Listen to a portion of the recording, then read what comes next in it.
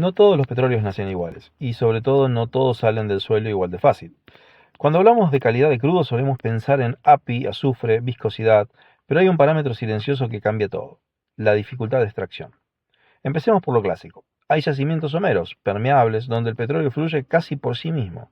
El reservorio tiene porosidad, la roca permite el movimiento, la presión natural ayuda. Aquí el desafío no es tecnológico, es geológico y económico.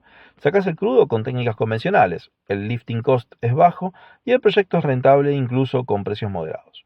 Pero hoy, gran parte de la oferta mundial no viene de esos escenarios ideales. Pensemos en el shale oil, un petróleo atrapado en rocas extremadamente compactas, donde la porosidad existe, pero la permeabilidad es casi cero. Si no fracturas la roca, el hidrocarburo simplemente no se mueve. La fractura hidráulica es la llave. Millones de litros de agua, arena y presión para abrir microcanales y permitir que ese crudo fluya. No es que el petróleo sea malo, el problema es sacarlo. Cada barril producido implica un costo mucho más alto, ciclos de declinación rapidísimos y un CAPEX intensivo.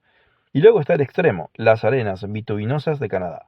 Ahí el hidrocarburo ya no se comporta como un fluido, sino como un semisólido, un asfalto natural. Para extraerlo muchas veces necesitas inyectar vapor, tecnologías SAGD, CSS, para calentar el bitumen y hacerlo fluir hacia los pozos productores. Es minería térmica en escala industrial, altísimo consumo energético, agua, infraestructura gigantesca. La refinería no es el problema.